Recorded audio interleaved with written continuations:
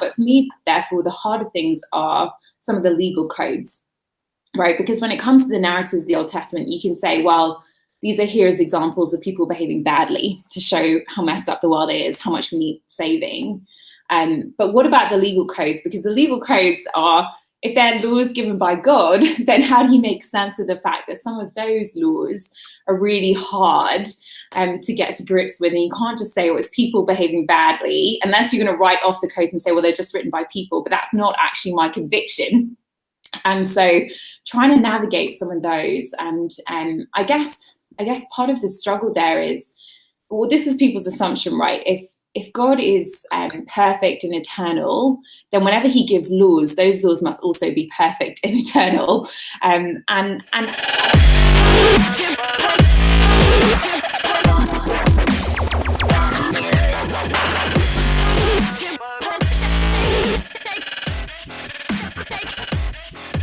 All right. Well, thank you for watching another episode of the Jude 3 Project podcast. As always, I'm your host, Lisa Fields, the founder of the Jude 3 Project. And today I'm joined by a very special guest, Dr. Joe Vitale. Welcome, Joe. Hey, Lisa. So good to be here with you today. I'm excited.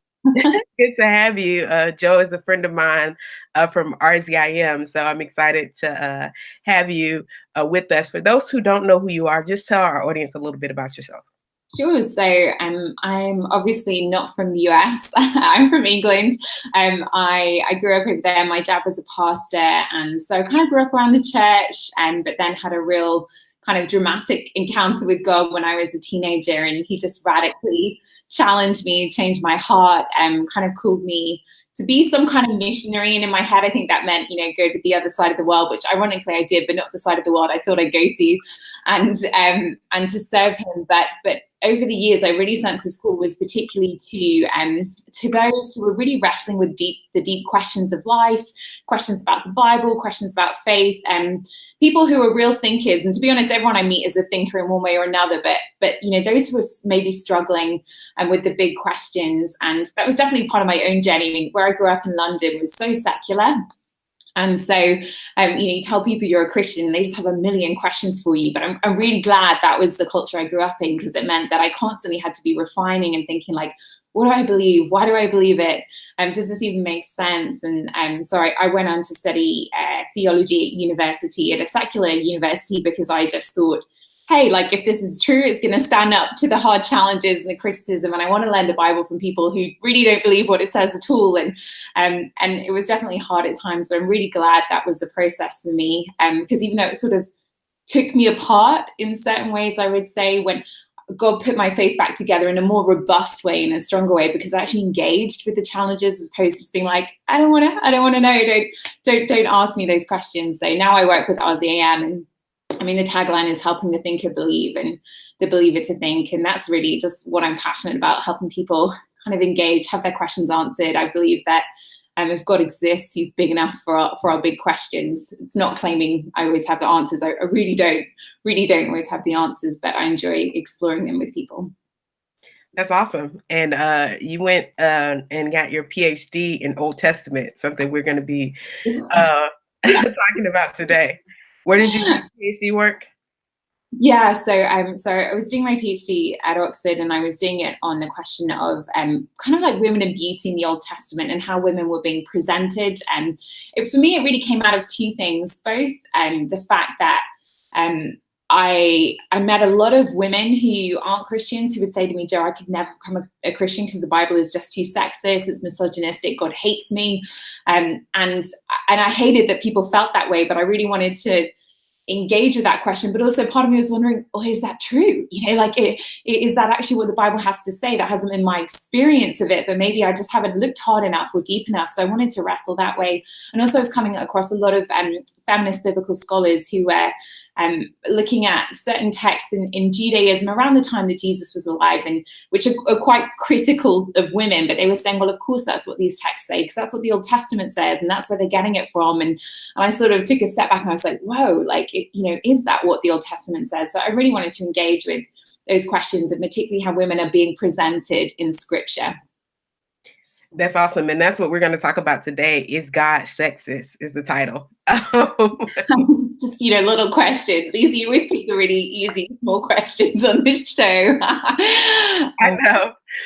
So let's dive right in. What were some of the most problematic passages that you had to navigate through as looking through the Old Testament as a woman? Yeah, you know what? How long do you have, right? Like there's so much we could say on this question. And I was working through the Bible with a girl this year, actually, because she was wrestling with the same question. And we started out with her just showing me like the Post-it notes she had all the way across the Old Testament. And because there were so many things to struggle with, across the Old Testament, you're going to have stories of rape, polygamy, incest, violence against women. It's all in the text. And I met a girl on the university campus last year who wasn't a Christian, and her friends had said to her, "Oh, if you want to find out about Christianity, just go away and read the Bible." But they hadn't really given her any help as to like how you're supposed to do that. So she started in Genesis, and she's going through, and then she gets to like Lot sleeping with his own daughters, or really his daughter sleeping with him. But she's thinking like, oh my gosh, the Bible thinks incest is okay. Like, what is this book? But I think that's a lot of people's experience. If you just flip through and you're kind of skimming the surface and reading these texts, you'll find story after story that will be really troubling for you. But I think, so for me, that there are so many things you could point to, but I think that the bigger question had to become, okay, there are a lot of troubling things in the Bible, but why are they here? Before leaping to conclusions that they're here because God thinks it's a good idea, which is clearly how this girl called Katie was understanding the Bible, asking that bigger question of why are these stories included in the first place? And actually, could it be that they're not there to commend the behavior, but actually to condemn it in the strongest possible terms? And could it be that the Bible is intended to be kind of a story that depicts both the highs, but also like the extreme lows of human nature?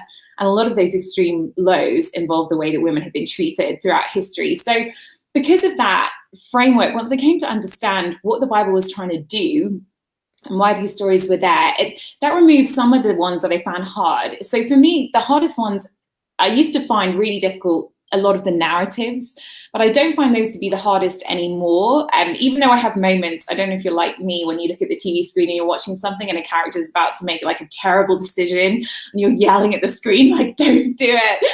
So I have a lot of those moments when I'm reading the stories like Sarah and Abraham, and then Sarah's like suggesting to Abraham that he should take Hagar as his concubine. I'm like, Sarah, don't do it. This is going to go so badly. But I kind of get why those stories are there now. But for me, therefore, the harder things are some of the legal codes, right? Because when it comes to the narratives of the Old Testament, you can say, well, these are here as examples of people behaving badly to show how messed up the world is, how much we need saving. But what about the legal codes? Because the legal codes are, if they're laws given by God, then how do you make sense of the fact that some of those laws are really hard to get to grips with? And you can't just say, oh, it's people behaving badly, unless you're going to write off the codes and say, well, they're just written by people. But that's not actually my conviction. And so trying to navigate some of those. And I guess part of the struggle there is, well, this is people's assumption, right? If God is perfect and eternal, then whenever he gives laws, those laws must also be perfect and eternal. And I think for me, a long time, that was my assumption when it came to reading that genre of the Bible, that must be true. But then I think part of learning for me has been coming to understand what is the function of these legal codes, and coming to understand actually they're really intended for a particular time, a particular place in history. They're kind of like case laws or provisional laws. Like if a teenager does something stupid and your parents really don't want you to do it, and so they're like, hey, well, I don't want you to go out, but if you're going to go out, at least be home by midnight. Or I don't want you to get that nose piercing, but if you're going to get it, at least take it out when grandma comes to stay. It's basically like, I don't really want you to do these things, but I know what you're like. I know you're going to do them. So let's put some things in place to manage human mess, like as far as possible. And then when you look at ancient Israel, like, man, but they are in a mess. Like they're in a huge mess. And so some of the legal codes you read are dealing with really tricky, messy situations that God is trying to, I would say, limit the damage as far as possible. And so let me give you one example I find really hard of these texts. It's Deuteronomy 21, verse 10. And it says, when you go to war against your enemies and the Lord your God delivers them into your hands and you take captives, if you notice among the captives a beautiful woman and you're attracted to her, you may take her as your wife. And it goes on to say, after she's lived in your house and mourned her father and mother for a full month, you may then go to her and be her husband, and she shall be your wife. If you're not pleased with her, let her go wherever she wishes. You must not sell her or treat her as a slave, since you have dishonored her. I think that's the kind of text that you're just reading through the Old Testament, and you're like, whoa, like there are so many problems there. There's so much that it just makes you feel really uncomfortable. But then when you start to kind of unpick a legal code like that, it begins, I still would say it still never sits quite easily with me, but there are a lot of things that begin to make sense in the context of the culture you're reading. So for example, we know God's heart and desire is that there would be no more war and that swords would be beaten into plowshares, right? But nevertheless, Israel is in a situation where there is war sometimes. People come against you, or people are doing such horrendous things to their own people that sometimes you have to go against them. So in that kind of scenario, what do you do in a situation where either you have to kill everybody or take captives to prevent more war from happening? It's neither of those are good options, but you're managing a disastrous mess. And so then I think this verse is really about, in that situation that no one wants to be in anyway, how do we then treat female prisoners of war? And then suddenly you're reading the text and you're like, okay, this is hard to get, but what is it saying? Okay, firstly, it's saying rape isn't okay, right? It's saying you can't just rape anybody you want. You can't treat a woman as spoils of war.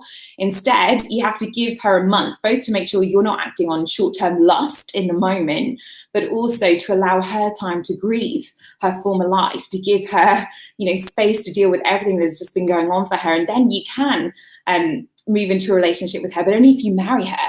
You can't take her as a sexual slave. You have to honor her and bring her into the Israelite community as a full family member.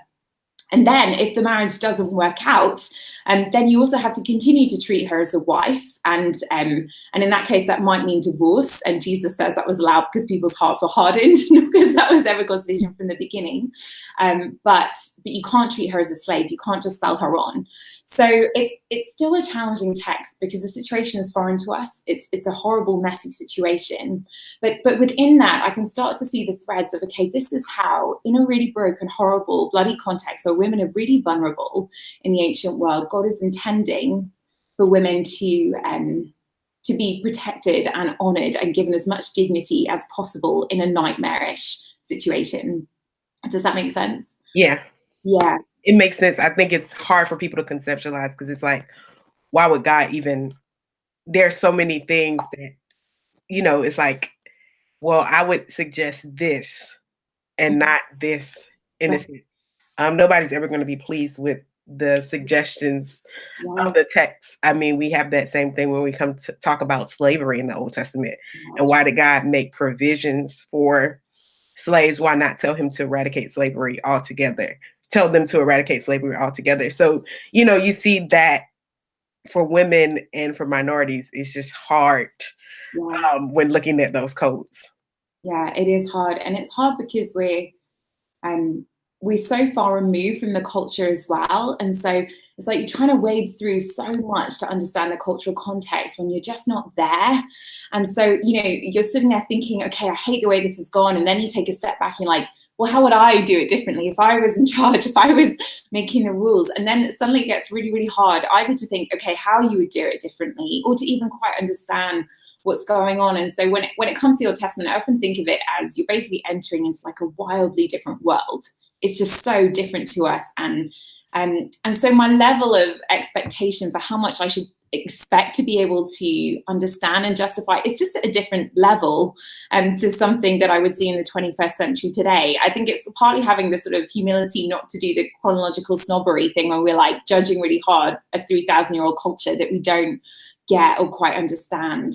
So it's always a wrestle, but when I think about it, and when I think about the cultural challenge, I think about, wow, there are over like 30,000 verses in the Bible.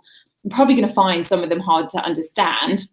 I actually find it encouraging, not that you can say everything, but how much you can say when you'll take the time to dig in. And I think that's what the study has kind of taught me, because it used to be I'd be so scared coming to texts like this. So I just feel like it's gonna there's going to be nothing good to say. God is going to be shown to be awful. But if even in a text like this, you can see the heart behind it, even if you don't quite get it, it gives me great hope for the heart of God across the rest of it in the texts that aren't so difficult and that are clearer for us to understand. So I think I see the trajectory, even if the details sometimes are difficult. Yeah. And then you see, like, the next question I have for you, how does God show his care for women in the Old Testament? You see him kind of amending his own law when it comes to the daughters of, I can't think of the name, but when he didn't have a male descendant. So the daughters went, yeah. and then he was like, we'll kind of amend that law.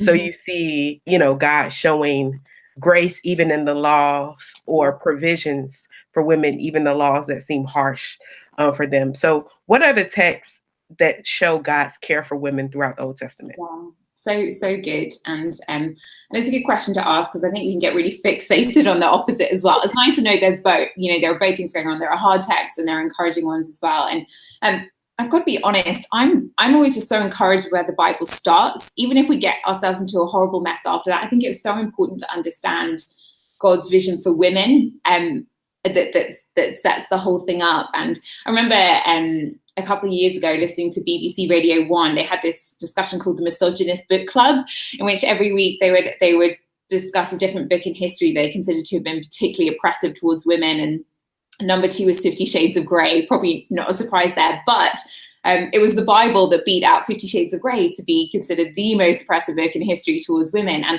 what really interested me was the discussion started Genesis 2, and it totally skipped over Genesis 1 and that radical declaration that male and female are both made in the image of God. And I think that tells us something really important, not just about men and women, but it also tells us something really important about God, right? If women are made in his image, that undercuts a lot of assumptions people might make about the maleness of God or the character of God or the heart of God. And I just think those words are so radical. They stand out among any other kind of ancient statements made about gender. I mean, people think of Plato and Greek culture as being super advanced, but Plato says it's only males who are created directly by gods and given souls. And if you're a cowardly man, then you'll be reborn as a woman. That's just one example of the kind of stuff floating around out there. And then you have this amazing statement setting men and women up as equals right from the beginning.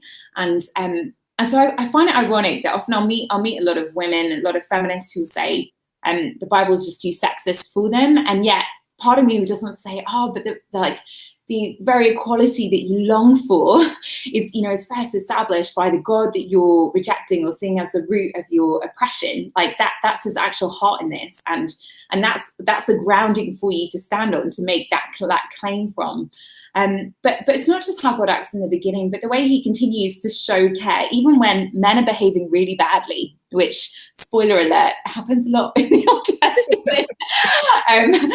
But for example, like I mentioned Abraham and Sarah, and Abraham drives me crazy at times. Like I get mad because he twice he asked Sarah to pretend to be his sister so that when they're in the land of like a powerful ruler, they won't kill Abraham to take his wife.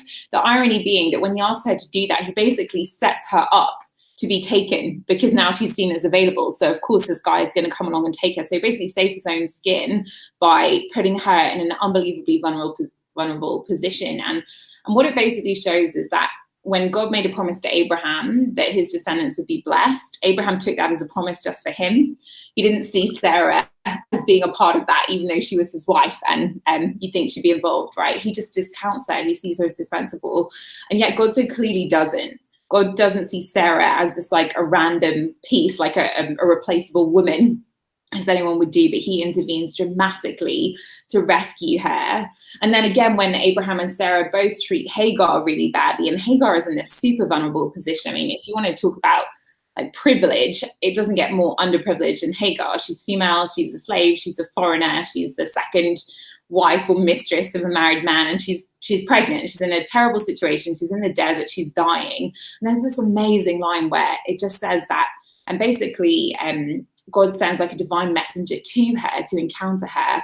And she says, she says, I've now seen the one who sees me. And that's how she talks about God, as a God who sees her in her despair, in her hurt, in her pain. And I just find it amazing that that's, that's a context where hardly anyone gets visited by divine messengers. And of all people, it's Hagar. And she's the only person in the Old Testament who gives a name to God. And naming someone implies such intimacy and value. And she has that privilege. So you have Hagar, who names God, the only one in the Bible. And you have Sarah, who God himself names, who gives a name to her. So in different ways, God honors these women, even when Abraham has completely messed them around.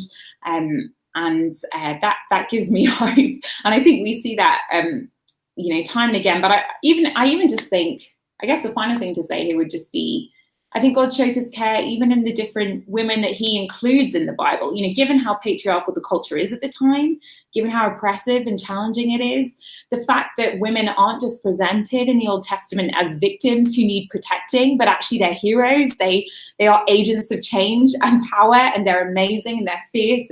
And that says so much to me about God's value and his place for women. Like the Hebrew midwives who have the courage to save lives, even at the risk of their own, or like Proverbs 31 and that impossible woman that no one else can ever live up to. But she's praised for her entrepreneurial spirit and her financial savvy, or women who bring about justice when it has been overlooked, women who are presented as wise, even though their husbands are fools, like Abigail, or women who have the spiritual authority to actually challenge kings and to speak on behalf of God, female prophets throughout the Old Testament. And it blows my mind, we think of the first female justice, Sandra Day O'Connor.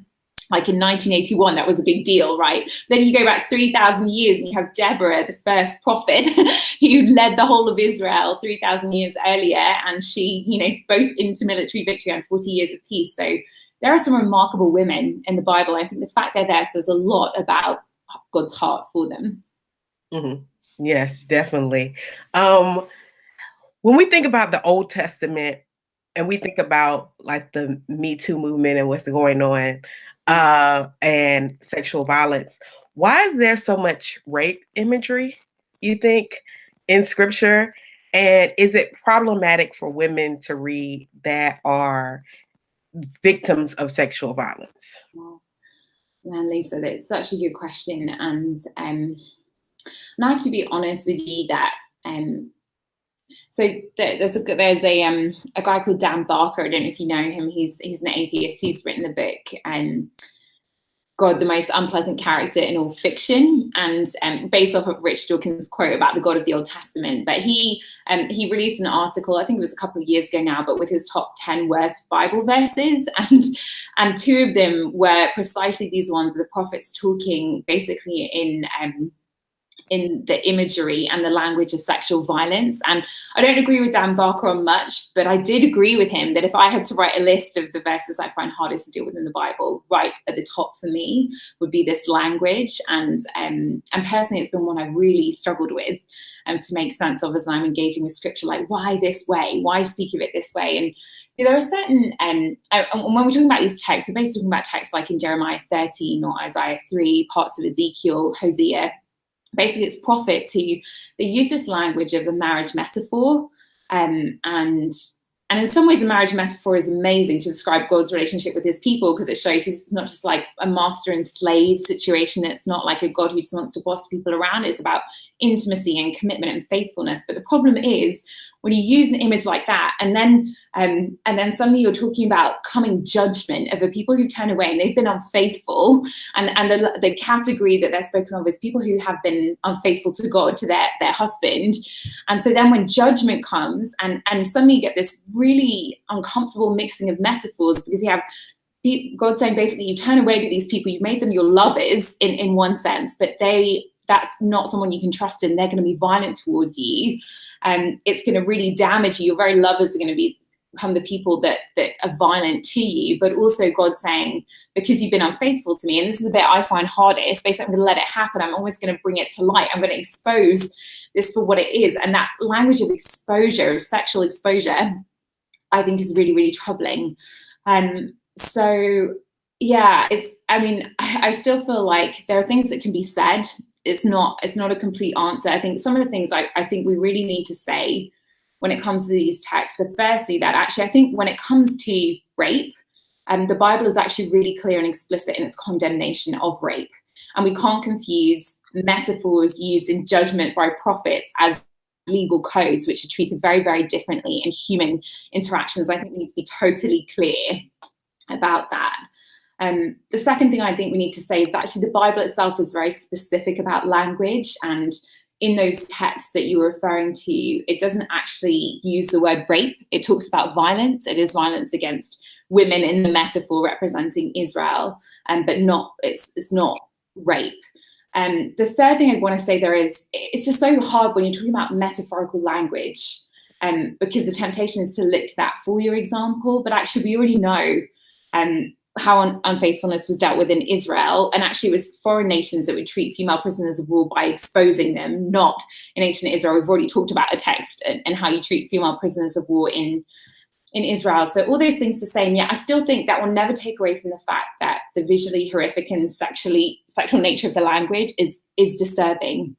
But the more I was kind of praying about it, I'm like, God, why? Like, why this horrible language that makes me uncomfortable? And I'm not someone who has been a victim of extreme sexual abuse, so I can't even imagine how traumatizing it must feel to read these texts if that has been someone's experience.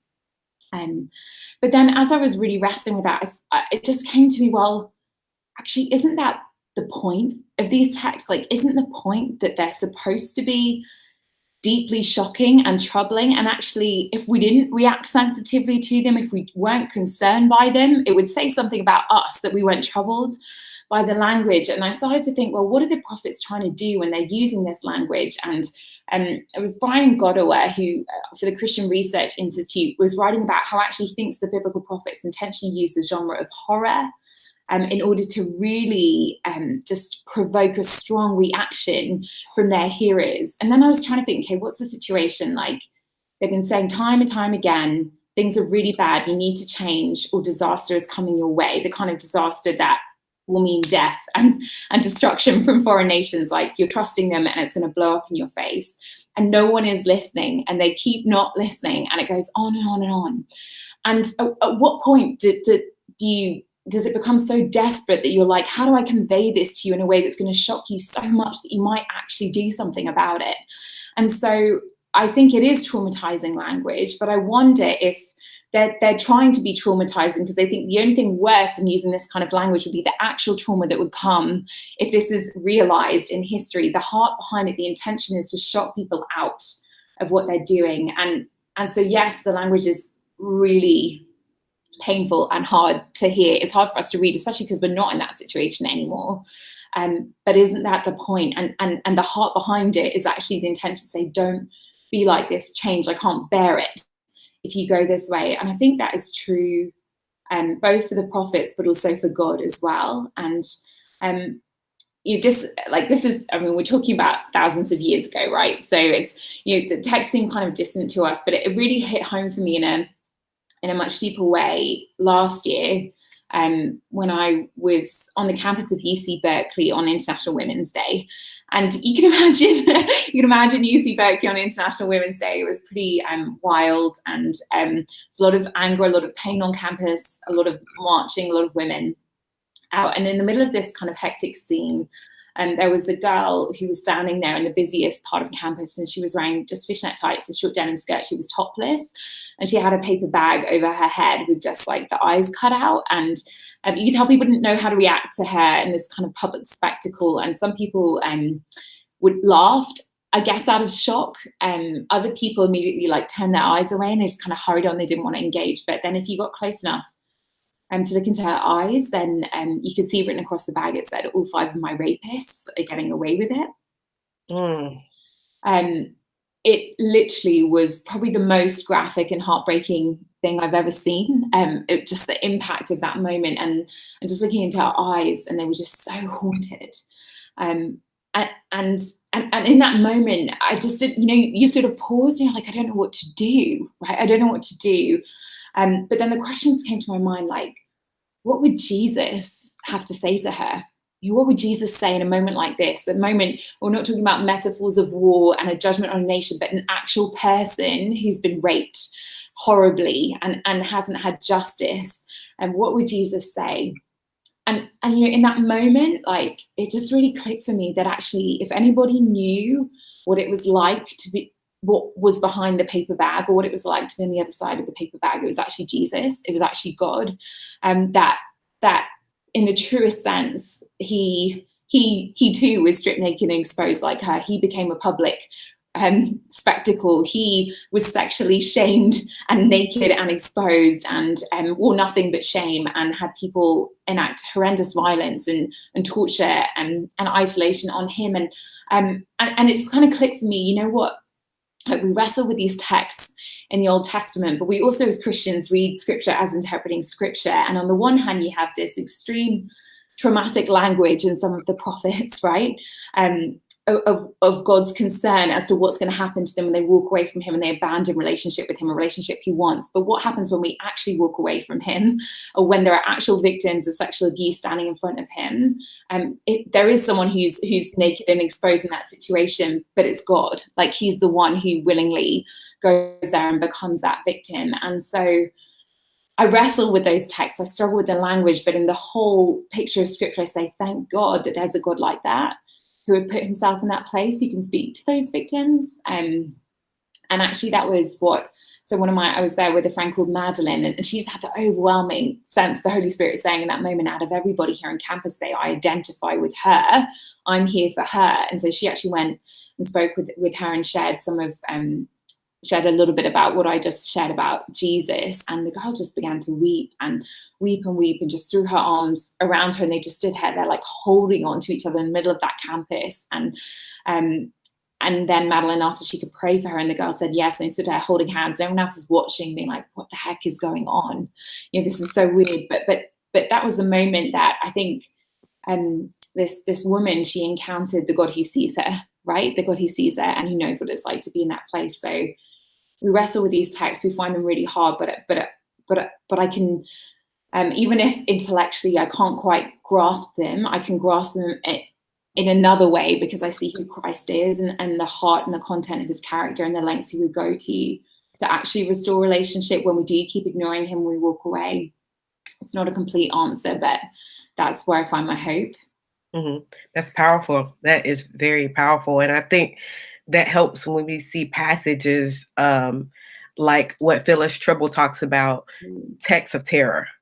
And one of those texts of terror is the Levite and the concubine, which I think is one of the most horrific passages in scripture. And before we even talk about the Levite and the concubine, I think one of the things that I think both of us have challenged people is to be aware of these passages when you're engaging with people. Because I think that as Christians, William Lang has this great quote where he says, we as Christians say we're people of the book, but we are actually only people of our favorite passages. It's so true. And so when we encounter people who know these texts of terror, we're often blindsided because we're like, oh, that's not in the Bible. And that people aren't aware of the passages you shared earlier in Deuteronomy and the codes that people would have trouble with. And so they haven't wrestled with them. And so when they come in contact with them, even though they've been a Christian all their life, when they come to a skeptic, they're not even aware of the challenge. And so the skeptic immediately kind of gets the higher ground because the Christian hasn't wrestled with them. So I would admonish you before we talk about the text of terror to be familiar, and maybe I'll compile a list and put online texts that we should be aware of and have wrestled through. So when we encounter skeptics that have these questions, we'll already know ahead of time that these are issues that people are wrestling with. Lisa, that's so good. And yeah, I get emails from friends who've been Christians their whole life who will be like, oh, something came across this passage here and I don't know what to do and my whole faith is shaken and da da da da da. And I'll be like, you just came across that passage now? Like, you've been, how long, how many decades have you been reading the Bible? Like, why is it? And what does that say about our churches and our ministries that we're not preparing young people? Why don't we talk about these passages in a youth group? Why don't we, where does this, there's a lot of complicity in the ignorance that we have about the Bible, but I think there's also a lot of fear. I think people are genuinely scared to go into these passages, because I think they're frightened. If I dig deep, will I discover things about God that I find hard?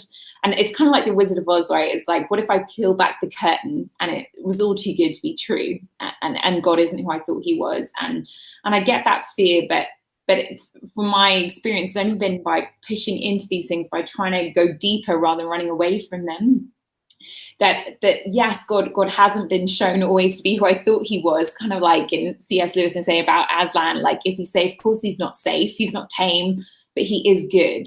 And that's been my experience. That I see his goodness, even grappling in the hardest things. But you've got to go there. You've got to grapple. And I also think it's not just for the sake of everybody else, but it says something about your worship, right? Because what are we, the kind of Christians who are like, God, I only want to know the easy things about you. I want to keep the relationship superficial.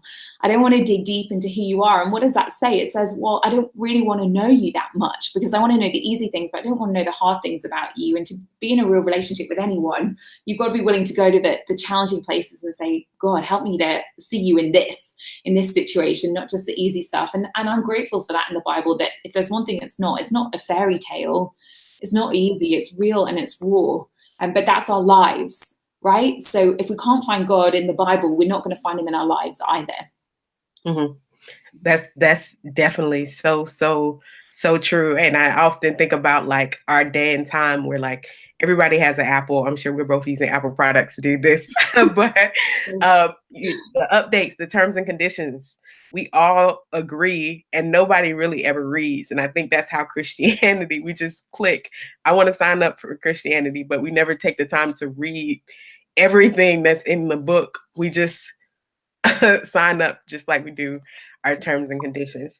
So let's talk about a term and condition, or something that's not noted really. Well, it's not a term and condition, but something that's kind of hidden sometimes in the text, these texts of terror that Phyllis Trible notes, the Levite and the concubine.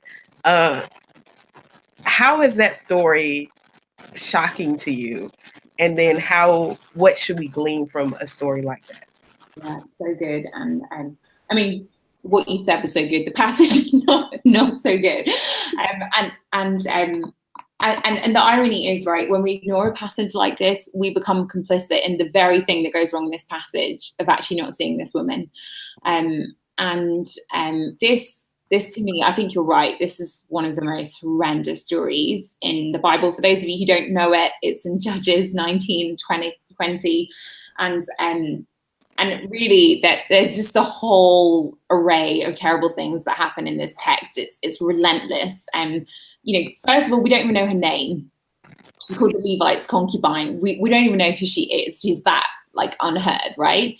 And then she's basically betrayed by her father, who allows her to be with this guy in the first place, who's not treating her well. And she's poorly treated by the Levite, which basically means he's a priest. So should really know better. There's that double level of abusiveness going on. He comes to collect her. They go and stay in a house for the night, and then some men come to the house, and they're actually threatening the other men in the house, and they're saying, come out, basically we're going to rape you. And so what do the guys do? Well, they basically decide to save their own skin by throwing out this woman. They throw her outside the door with the concubine. They lock her out. She is raped all night. And then she's dying of her injuries, literally, like it's really graphic, like up against the door. They don't let her in. And then the Levite steps out in the morning, sees her lying there, no concern, basically just tells her to get up because they're on their way, like zero care there, finds out, oh, she's dead because of what has happened to her. And then to my mind, just so appalling, his reaction to this is he cuts her body into pieces. And he sends those pieces across Israel, supposedly as a symbol of, look how horrendous this is that such a thing has happened. But the very act of dismembering her like that just shows how he hasn't seen her at all. He had no concern for her. His concern was never about her. She's not even human to him. So this whole thing is appalling. And then the irony of the whole thing, which I think is the point, is that because the whole book of Judges has been about, okay, everything is getting worse and worse in Israel. And you keep hearing this phrase because people do what's right in their own eyes. And so it's a story of everything getting worse and worse and worse. And the story comes at the end, I think, is the culmination of this is how bad everything has got, the response of the people when they hear about the story is not to question the Levite, to dig into the details. What happened? Why did you throw her outside the door? Why did you cut her body into pieces? Instead, all the blame is shifted to the guys who came and raped her. And fair enough, there should be a reaction to that. But justice is still completely missed in this story. And then they go and it turns into a civil war and they're all fighting each other. And, they're saying such a thing as should never be done in Israel, which is like a code phrase. Whenever you see that in the Old Testament, it means something horrible has happened. That's what happened when Tamar was raped. The same expression is used again. So it's meant to signify horror, but because they're doing what's right in their own eyes, their enactment of justice completely misses it. And I think that's both the irony and I think the point of this text is that even when humans try to bring about what they call justice in response to what happened, they completely don't get it because they're only seeing what is right in their own eyes. And so they go off and fight with these people and they don't think to question, what was this guy doing? Like, why was he treating her this way in the first place? Well, it's so appalling. But essentially what it tells us is she's unseen. Like, I think the number of commentaries I've read on this text that talk about, like, she's almost like a footnote to a bigger story that's going on. She's like seen often as a minor character. And I think whenever we do that to this story, we basically treated her exactly the same way that everyone else treated her. And so on the one hand, it's maybe like one of the absolute worst verses in the Bible, undoubtedly one of the worst verses in the Bible. But on the other hand, I am so thankful it's there. Like, I couldn't be more thankful that this story is in the Bible. People say, what is it doing there? I would say it's there because she goes unseen, right? Like, the Levite doesn't see her. Her father doesn't see her. The men don't see her. Nobody sees her. But because the story is in scripture and has been there for thousands of years, that means that it's God's way of saying, I think I see her. I see her and I won't allow her story to go unheard. I'm putting it in here so that for generation after generation, people have to read this text and engage with the horror of what happens when we do what is right in our own eyes and when we don't see women. And so I think, particularly in the cultural moment that we're in now, with not just metoo, but churchtoo, and having a story in the text about a priest who treats a woman so badly, and then people come along and they don't act justly and they don't deal with the problem. They run away and try and do justice, but they don't get to the heart of it, and therefore they don't see her either. That text of terror is really important because we are in a world where terror happens all around us and people are terrorized. And this story is right in our faces to say, don't do what they did. Don't be that way. Don't do what's right in your own eyes. Just to link it all up, it reminds me of when Jesus is in the house of Simon the Pharisee in Luke 7, and there's a woman who's been branded by her town as a sinner, whatever that means, whether they consider her a prostitute, whether she has been sleeping with other people. And, the irony being, we're all the men who have caused her to sin. No one's branded them. No one's labeled them. But anyway, she gate crashes the dinner party. Everyone's shocked and appalled that she's there. She's crying all over Jesus' feet, making this big scene. And Simon the Pharisee is standing there, not just judging her, but judging Jesus because he's interacting with her, because he's letting her weep all over him and kiss his feet and couldn't be more intimate in this public way with a woman. Everyone's like, oh, don't touch her. And then Jesus asks the most amazing question to Simon the Pharisee. He turns around and says to him, do you see this woman? Do you see this woman? And I think that is the question that Judges 19 and 20 is asking us. Do you see this woman? I think that's the question that, God sees Hagar. We don't see the woman. Jesus is asking again in the New Testament, do you see this woman? I think it's the same question that he's asking us in our culture today. Do you see this woman? And I think the Bible couldn't be clearer with these flashpoints that we may not see, but God sees, and you better bet he cares. And what are we going to do about it? Yes, I think that's powerful. And I think it also, when we point to these texts, it also shows us like what relativity pushed to the max does to a culture. Right. As apologists and those who are proponents of truth being the absolute, and it's not actually being something that you can determine yourself, when everybody has the determination of what is right in their own eyes. These are types of results that happen. And so I've actually used this text in an apologetic way because it helps us to know the importance of not having truth be self-determined. So that is another, I think, usefulness of that passage. Right. And it's so the struggle we're in culturally now, isn't it? Because, that day on International Women's Day, I was walking around these women, and honestly, I loved UC Berkeley because the students there, I remember met students who were more passionate about justice. They felt this conviction. They really wanted to make the world better, and you can't help but admire that kind of desire and that enthusiasm. But then they were also the most relativist students I'd ever met. They really, like most of them that I spoke to, didn't believe in any kind of objective morality. And it just led to this real confusion over what are you fighting for? And basically the question I was asking is that, if you don't believe there's such a thing as right and wrong, then why are you so committed to putting to right the world's wrongs? Like, how do we align these things, right? Like we feel that something's not right, but if that's just a matter of personal preference, we don't have anything to stand on. And it's, the irony here is I used to struggle so much with the judgment of God, particularly in the Old Testament. It used to be like a real thing for me, because we live in a culture where love is affirmation. Love, if you love somebody, you just forgive them. You don't judge.